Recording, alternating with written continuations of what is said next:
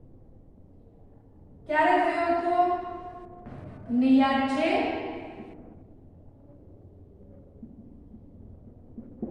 31 October 1875 ના દિવસે.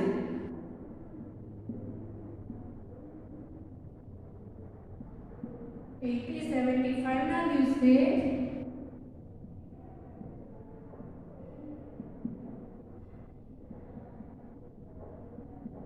નડિયાદમાં થયો હતો.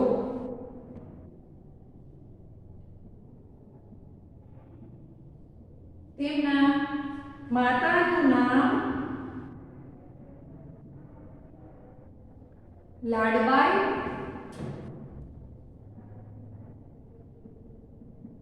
પિતાનું નામ ઝવેરભાઈ હતું.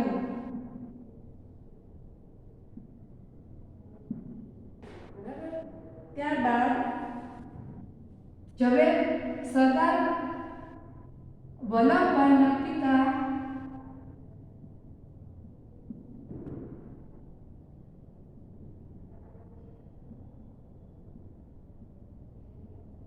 સામાન્ય ખેડૂત હતા. બરાબર, એના વિશેની જે નાનપણની થોડીક માહિતી છે એ તમારે લખવું પડે. ત્યારબાદ આપણે લખીએ કે એને શિક્ષણ ક્યાંથી લીધું. તો શું લખીશું કે વલ્લભભાઈએ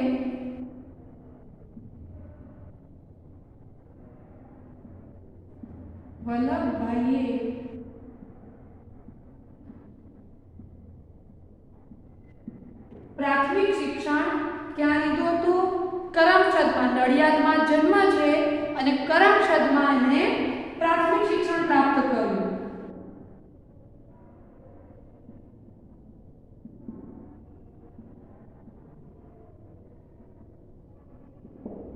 કરમસદમાંથી પ્રાપ્ત કર્યું. ત્યારબાદ આપણે જોઈએ કે મેટ્રિકની પરીક્ષા માટે મેટ્રિક એટલે કે 10th માં ત્યારે 10th મેટ્રિક કહેવાતું.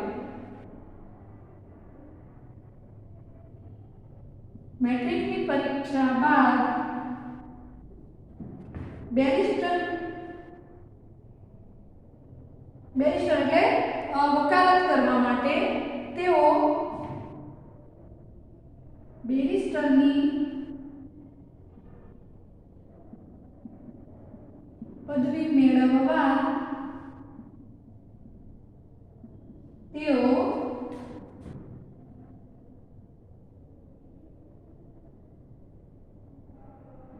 ઇંગ્લેન્ડ જાય છે. ક્યાં જાય છે?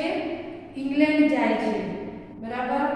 અને પછી ત્યારબાદ તેઓ ભારતમાં આવી અને તેમણે પોતાની વકાલત શરૂ કરી. એ રીતે તમારે અહીંયા હવે આ એક પેરેગ્રાફમાં તમે એમની બાળપણની ના જન્મ વિશે, એમની ભણવાની તમે માહિતી આપી દીધી. બરાબર. તો હવે નેક્સ્ટ તમે જે ટોપિક લખો છો એ ટોપિક તમારે કઈ રીતે લખવાનો રહેશે? ના તો કોઈ તમારે પોઈન્ટ બનાવવાનો છે, ના કશું જ. ડાયરેક્ટ તમારે પેરેગ્રાફ પાડી અને એના કાર્યો વિશે ચર્ચા કરવાની રહેશે કે ભારત આવી અને સરદાર વલ્લભભાઈ કયા કયા કાર્યો કરેલા હતા. જેમ કે આપણે જોઈએ કે હવે આપણે એના કાર્યો વિશે ચર્ચા કરીએ તો કે ગાંધીજીની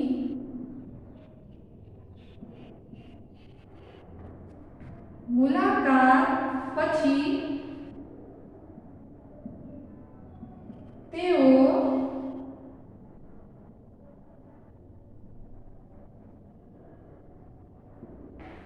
આઝાદીની ચળવળમાં જોડાઈ ગયા. જો તેઓ ગાંધીજીને મળ્યા અને ચળવળમાં જોડાઈ ગયા. તો હવે ચળવળમાં જોડાઈ ગયા બાદ તેણે કયા કયા કાર્યો કર્યા એ વિશે ચર્ચા કરવાની. જુઓ કે તેમણે સૌથી પહેલા શું કર્યું? તેમણે બારડોલી સત્યાગ્રહ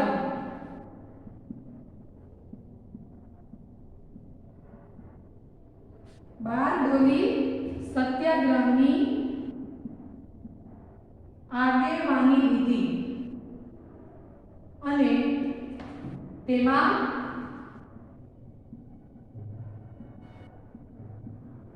સફળ પણ થઈ. બાળ વલય સત્યાગ્રહની આગેવાની લીધી અને તેમાં સફળ પણ થયા. ત્યારબાદ તેમણે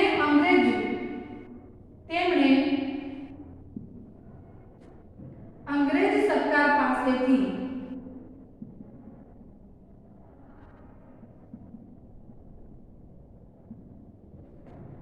મહેસૂલ વસૂલાત. મહેસૂલ એટલે કર, ટેક્સ. મહેસૂલ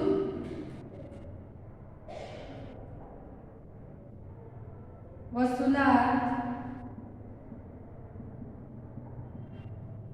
માફ કરાવી. ત્યારથી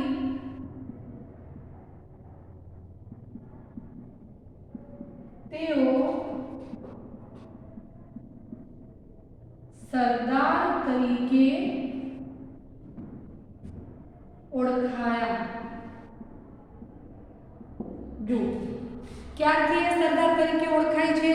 જ્યારે તેણે અંગ્રેજોની સામે લડત આપી, આગેવાની લીધી અને એમાં વિજય પણ થયા, સફળ પણ થયા, ત્યારે જનતાએ તેને સરદારનું નામ આપ્યું. તો આ રીતે આપણે તેના કાર્યની ચર્ચા કરી.